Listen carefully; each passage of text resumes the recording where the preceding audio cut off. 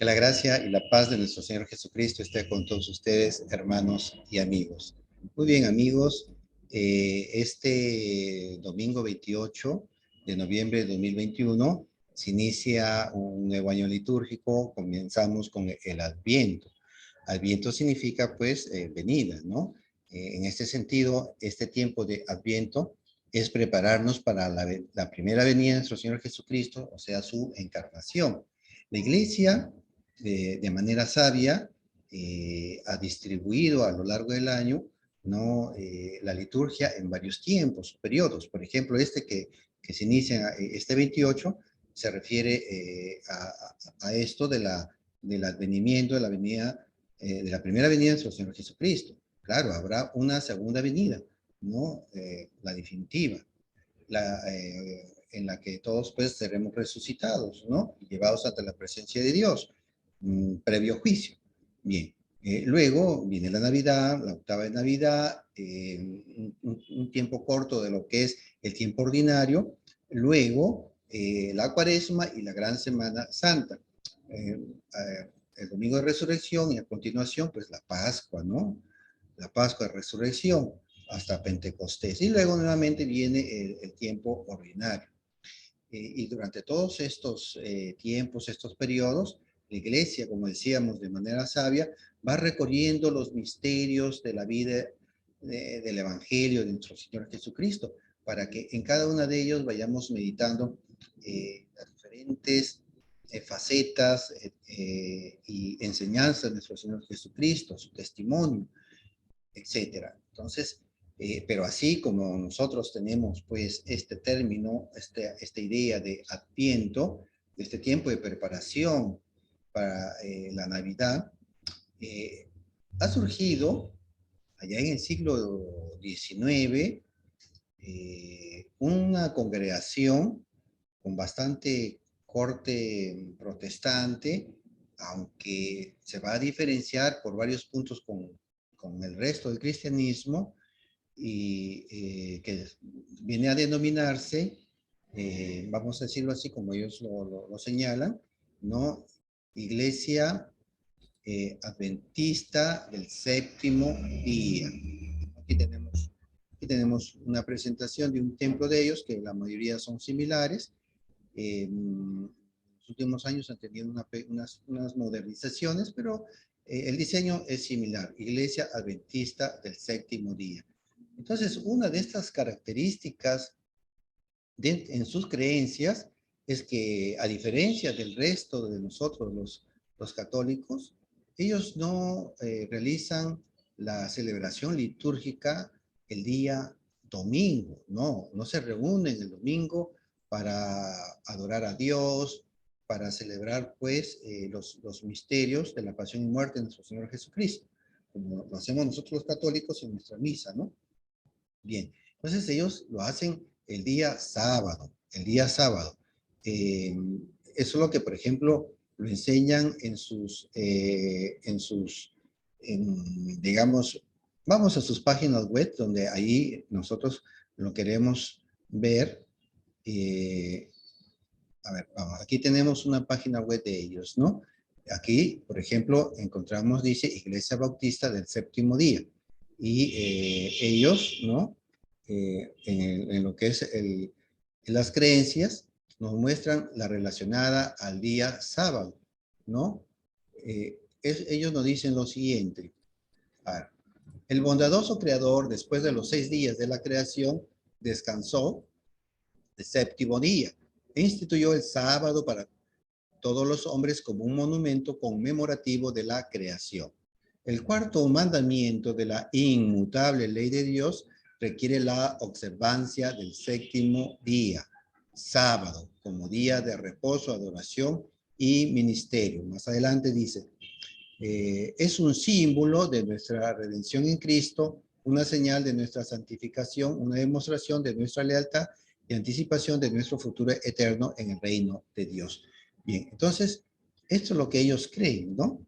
Y bueno, sí, hay textos bíblicos, como por ejemplo en Génesis, ¿no? En Génesis ahí tenemos, por ejemplo, en el Génesis capítulo 2, versículo 1 y 2, donde se nos habla del sábado. Y también en el Éxodo que han hecho mención, ¿no? En Éxodo 20, donde se hace mención de los mandamientos de Dios, en el versículo 8 se refiere pues al día de descanso. Recuerda el día del sábado para santificarlo. El sábado para los israelitas, para los israelitas. Y vamos a ver que nuestro Señor Jesucristo, como israelita, subrayo, como israelita, ¿no? También celebraba pues sus reuniones del pueblo como pueblo hebreo, como parte del pueblo hebreo, el día sábado. Por ejemplo, Lucas capítulo 4, versículo 16, nos indica lo siguiente. Fue a Nazaret donde se había criado y conforme a su costumbre, el día sábado entró en la sinagoga y se levantó para leer, para leer. Bien, entonces aquí vemos pues a nuestro Señor Jesucristo reuniéndose el día sábado. Bien, entonces lo que queremos ver a la luz de estos textos y otros textos bíblicos, ¿no? Y en la vida de la iglesia ya apostólica y católica, si esto es cierto, si en vez de reunirnos los domingos, deberíamos reunirnos el sábado. Ahora, bien, entonces con ustedes, Vicente Troncos, de Proyecto Católico, desde Sullana, Perú, al mundo entero, para que ningún cristiano se deje llevar por cualquier viento de doctrina falsa. Bien, comencemos entonces, amigos, y vayamos a ver qué es esto de reunirnos el sábado, ¿no? Nosotros habíamos puesto énfasis a la palabra israelitas, israelitas, ¿no? Vayamos nuevamente a Éxodo capítulo 20, versículo 8, donde se nos decía, recuerda el día del sábado para santificarlo. Bien, para el día sábado, ¿no? Israelitas. Ahora, recordemos que Dios, de entre todas las naciones, había escogido a un pueblo, el pueblo hebreo, ¿no? O sea, donde ahí aparece la figura de Abraham. Entonces, con Abraham hace pues un pacto, ¿no? Que lo va a ser padre de todas las naciones, todas las naciones. Pero aquí está escogiendo solo un pueblo, que en este caso es el pueblo hebreo, y está haciendo este pacto con Abraham y luego a través de la circuncisión con solamente el pueblo hebreo, ¿no? Entonces, vamos a ver para quién era este sábado, ¿no? Este recordatorio del día sábado para santificarlo y relacionarse pues con Dios. Para eso el mismo Éxodo capítulo 20, en el contexto, nos va a mostrar a quién se refiere o para quién estaba dado estos mandamientos, en especial el del sábado. Abro cita. Yo, Yahvé, soy tu Dios que te ha sacado del país de Egipto. Repito, del país de Egipto, de la casa de servidumbre. ¿Quién estaba como siervo, como esclavo en el país de Egipto? Pues los hebreos, los israelitas, ¿no? Entonces aquí tengamos cuenta que ya Dios está estableciendo que este recordatorio del día sábado era para los israelitas. Por eso ahí en Éxodo capítulo 31, versículo 16, vamos a encontrar que si bien es cierto, mandamiento del sábado era de generación en generación como alianza perpetua, es para los israelitas. Vamos a Éxodo 31, versículo 16. Los israelitas, subrayo, los israelitas guardarán el sábado celebrándolo de generación en generación como alianza perpetua. Sí, como alianza perpetua. Eso no cabe duda, pero las leyes, vamos a ver que cuando se establecen, cuando se dan, ¿no? Salvo que alguna pudiera decir una fecha de vigencia, de límite, pues el resto tienen una vigencia perpetua, ¿no? Bien. Y esta va a tener su vigencia perpetua hasta la resurrección de nuestro Señor Jesucristo. Pero vamos, por ejemplo, a Lucas capítulo 22, versículo 19 y 20, donde es el jueves santo, donde está instituyendo la Eucaristía, dijo, tomad y comed, esto es mi cuerpo, y luego tomando la copa, el cáliz, va a decir, este es el cáliz de mi sangre, sangre de la nueva alianza, ¿no? De la nueva alianza para el perdón de los pecados.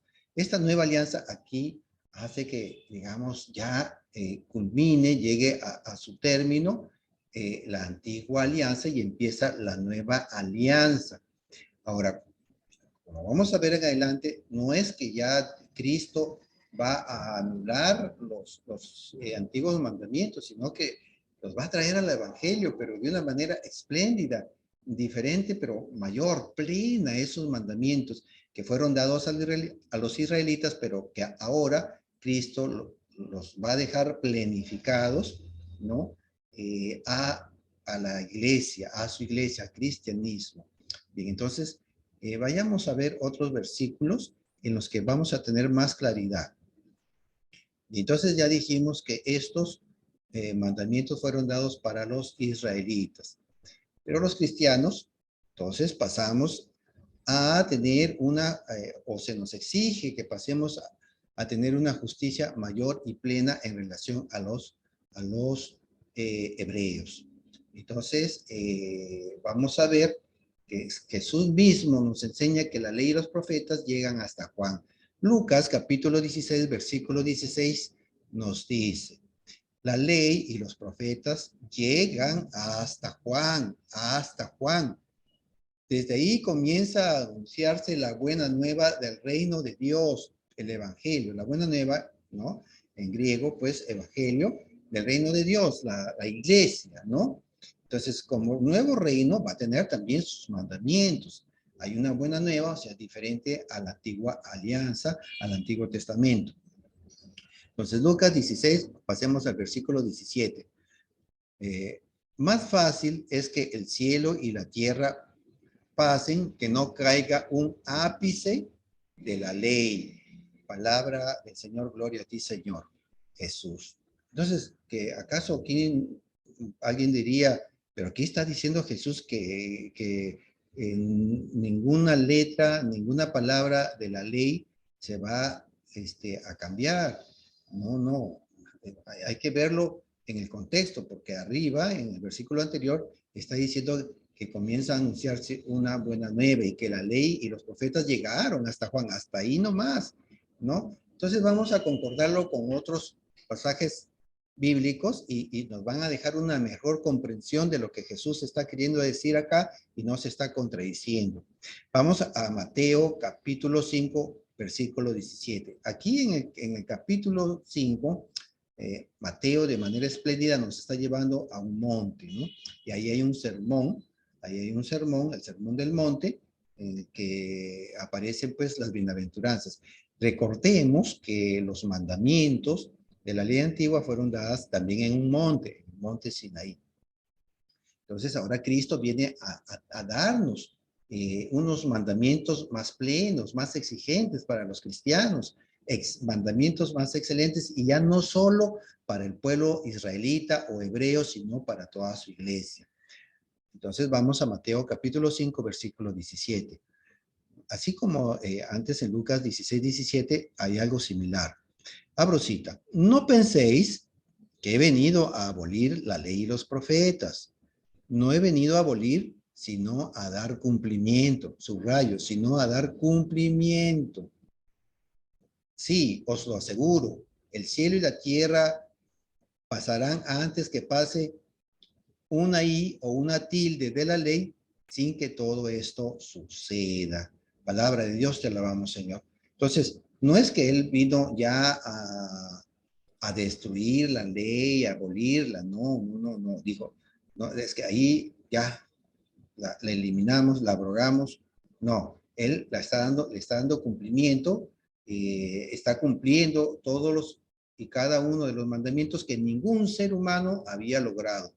Él las cumple en su plenitud.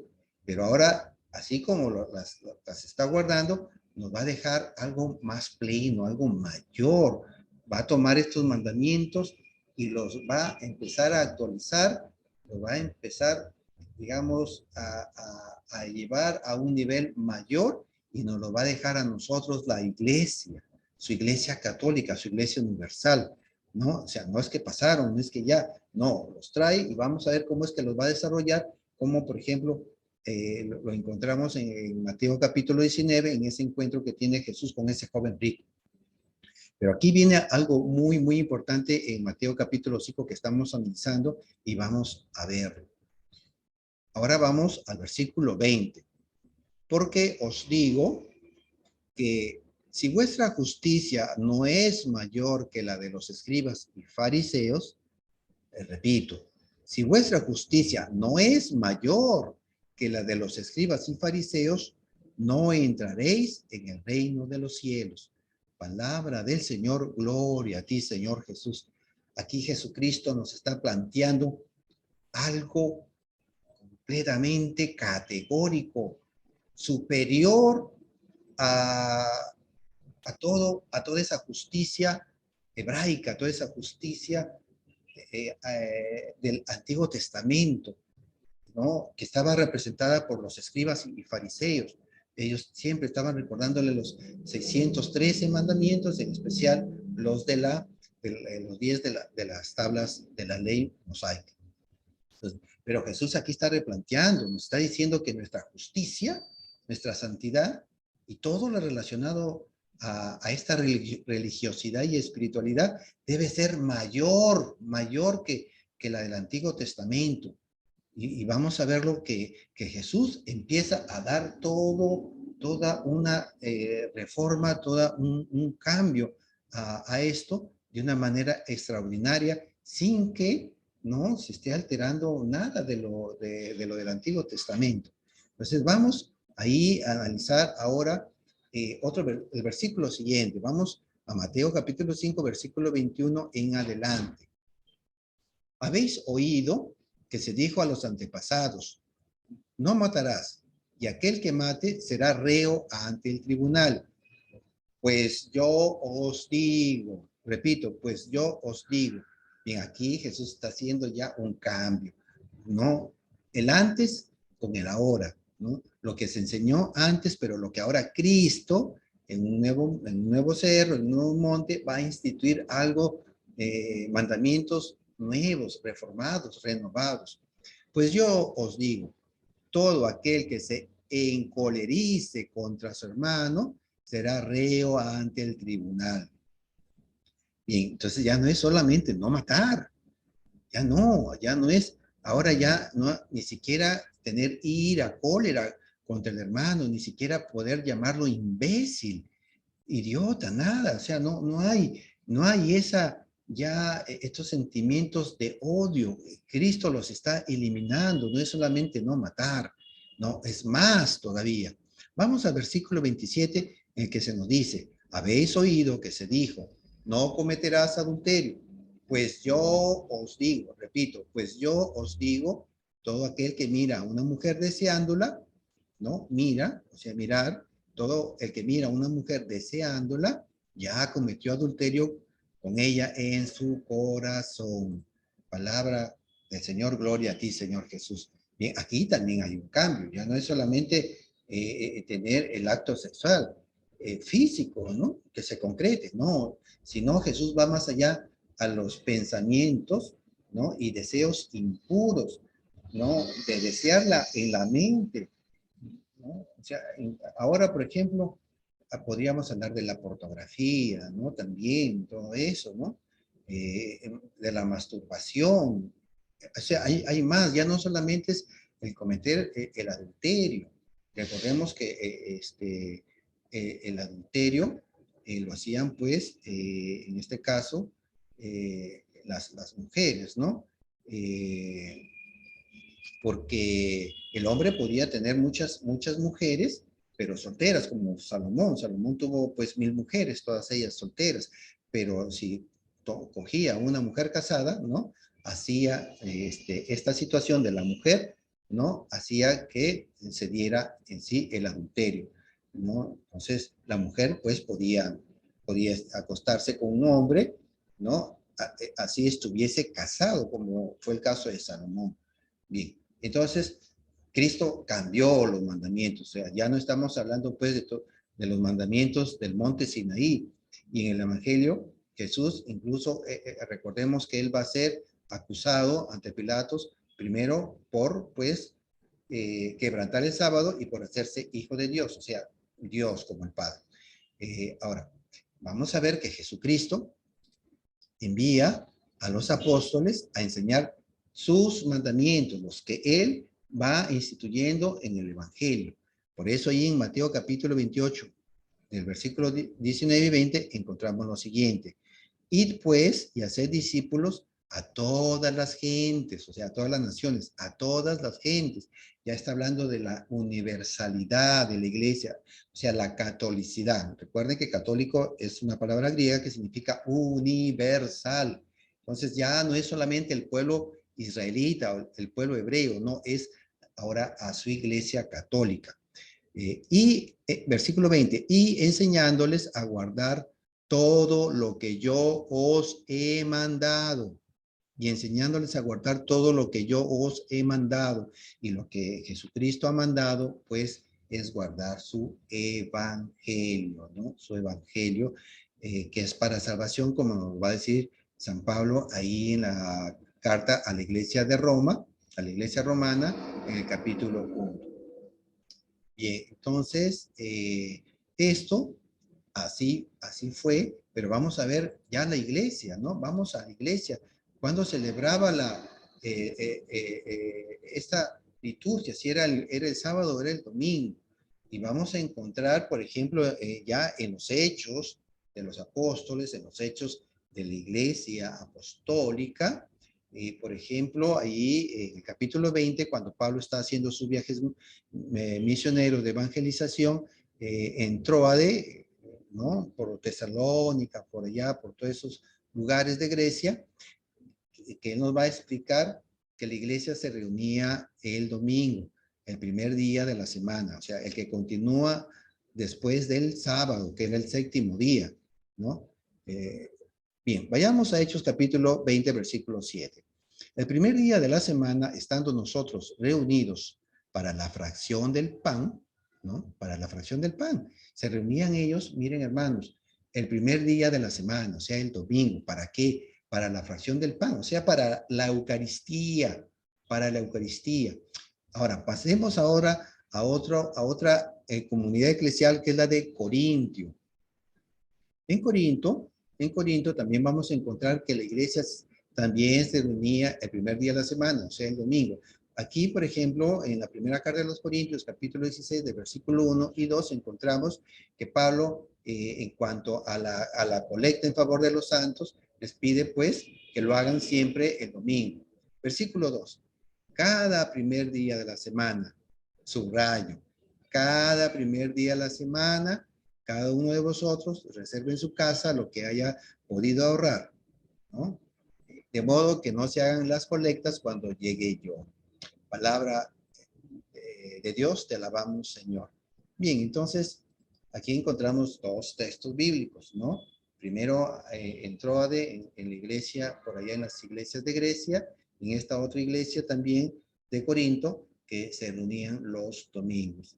Ahora, claro, Pablo cuando iba a evangelizar, como encontramos en los capítulos 17, 18 y 19 de Hechos de los Apóstoles, él iba a las sinagogas los días sábados que se reunían los israelitas, los hebreos, ¿no? Los judíos. Ellos, claro, pues seguían manteniendo la celebración cultural o litúrgica el día sábado, pero la iglesia pues se abrió al mundo, ¿no? Y los israelitas, la mayoría de ellos, no se acogieron al evangelio y pues siguieron manteniendo su culto el día sábado. Pero aquí encontramos que la iglesia eh, lo hace el día domingo. Ahora, algo histórico también es que en los mismos tiempos apostólicos, eh, hubo un escrito que no fue canonizado, que estuvo cerca de ser parte del Nuevo Testamento, también nos da muestras, pero que bueno, finalmente no quedó, nos enseña que la iglesia siempre se reunía el domingo.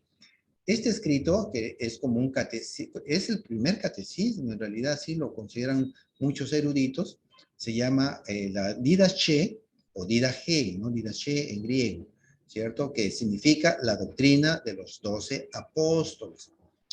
Esta Didache o Didache fue escrita aproximadamente por los años 75 después de Cristo, o sea, es de los tiempos apostólicos.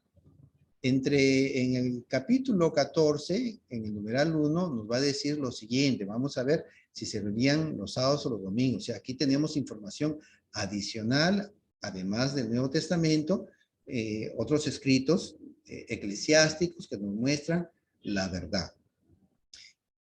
Abro cita.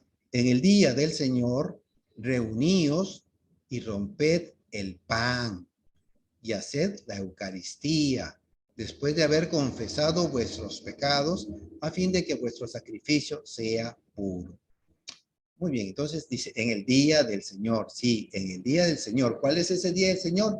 El domingo, ¿no? Domingo significa día del Señor. Y dice, reúnanse, rompan, o sea, la fraccionen el pan, hagan la Eucaristía, la comunión, y nos está hablando de confesión de pecados, ¿no? Y de un sacrificio puro, ¿no? Un sacrificio puro, que en este caso pues es la Eucaristía y también nosotros, ¿no? Nuestro cuerpo, nuestro trabajo, todo un sacrificio puro junto con la Eucaristía.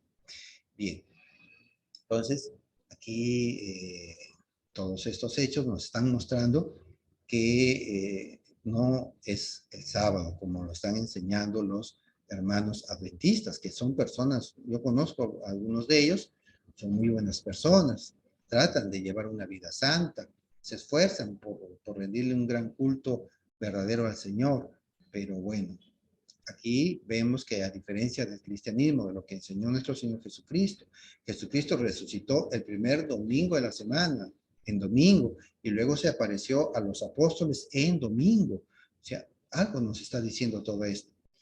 Bien, entonces hay un nuevo pacto. Y este pacto nos está llamando a que celebremos constantemente, de manera perpetua, nos dice aquí el Evangelio, el día de reposo. El día de reposo en hebreo era Sabbat, ¿no? O Shabbat, y que significa descanso. Entonces también estamos llamados a descansar, pero no un descanso de ocio mal optimizado, no, sino un tiempo para dedicarlo a Dios. Primero es a Dios, oración, lectura bíblica y la liturgia, o sea, la Eucaristía, acercarnos a tener esa comunión con Dios. Pero si a Dios que no lo vemos, lo tratamos así y al prójimo que sí vemos, lo tratamos mal, pues hay algo que no está correcto.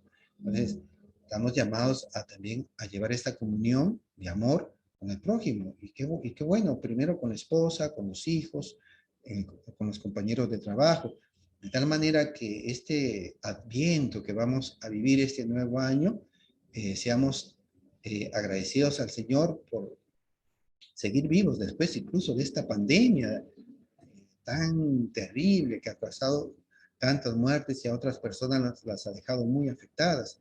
O sea, este nuevo nacimiento de nuestro Señor Jesucristo sea también para nosotros un nuevo nacer en el Espíritu, un nuevo nacer en nuestras vidas, en nuestro matrimonio, en nuestra familia, en la parroquia. Acerquémonos más. Ayudemos a los sacerdotes que vuelan a oveja, que si ellos no se acercan a nosotros en la misa, ¿no? O después de la misa, ¿no? Cuando ha terminado la misa, a conocer a las ovejas, a los laicos. Nosotros los laicos también, acerquémonos a conocer a nuestro sacerdote, hacerle sentir que cuenta con nosotros para las tantas necesidades que hoy tiene la iglesia. Que este adviento que comienza ya en este 28 de noviembre sea también un nuevo nacimiento para nosotros desde ya, sino en el día de Navidad. Compartan este video, de esta manera también evangelizan. y que nuestro Señor Jesucristo nos ilumine con esa luz que trajo a través de los ángeles ese día que nació, para que en nosotros haya esa luz que necesitamos para que podamos alumbrar nuestros pensamientos y la vida de los demás, ¿no? Que el Señor los bendiga, los guarde siempre.